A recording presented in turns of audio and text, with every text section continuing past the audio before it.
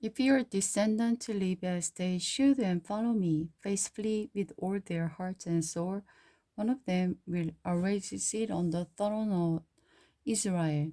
There is something else, you know, that Joab, son of the Jeruah, murdered my two army commanders, Abner, son of the Ner, and Amasa, son of the Jeder.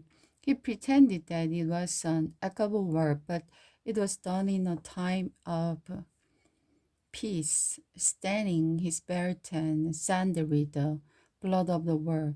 Do with him what you think best, but don't let him die in peace. Be kind to the son of the Barzillai of the Gilead. Make them permanent guests of the king, for they took care of me when I fled from your brother Absalom. And remember Simei, son of the Gera, the man from the Pehurim, and in Benjamin. He cursed me with a terrible curse as I was fleeing to Mahanaim.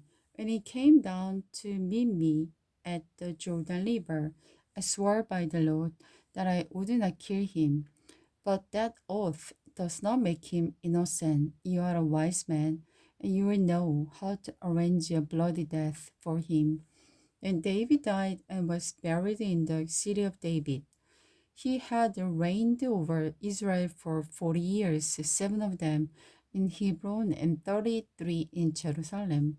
Solomon succeeded him as a king, replaced his father David, and he was firmly established on the throne. Solomon established this rule. One day, Adoniah, whose mother was the Haggith, came to see Bathsheba, Solomon's mother. Have you come to make trouble? She asked him. No, he said. I come in peace. In fact, I have a favor to ask of you. What is it? She asked. He replied, as you know, the kingdom was mine. Everyone expected me to be the next king.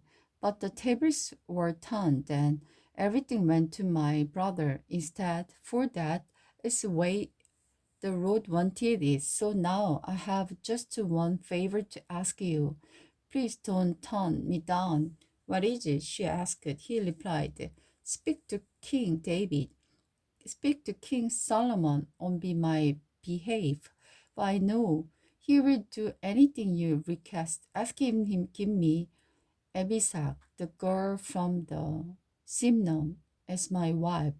All right, Bathsheba replied, I will speak to the king for you. So Bathsheba went to King Solomon to speak on Adoniah's behalf. The king rose from his throne to meet her, and he bowed down again before her. When he sat down on the throne again, he ordered that the throne be brought for his mother, and she sat at his right hand. I have one some small request to make of you, he said. I hope you own me down. What is it, my mother? He asked. You know I won't refuse you.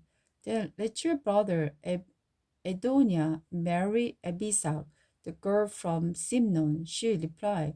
How can you possibly ask me to give Abisag to Adoniah? Solomon demanded.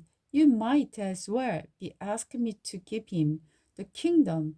You know that he is my older brother and that he has Abidar the priest and the Joab son of the Jeruah on his side. Then King Solomon swore solemnly by the Lord, may God strike me that if Adoniah has not seared his fate with this request, the Lord has confirmed me and placed me on the throne of my father David. He has established my dynasty as he promised. So as surely as the Lord lives, Adoniah will die this very day. So King Solomon ordered Benishah, son of the Jehoiada, to execute him, and Adoniah was put to death. Then the king said to the Abidar, the priest, go back to your home in Ehonadar, so deserve to die, but I will not kill you now, because you carried the ark of the sovereign Lord of my father, and you suffered right along with his through all his troubles. So Solomon deposed Abiathar from his position as priest of the Lord, thereby fulfilling the decree the law he had made Sihon concerning the descendant of Eli.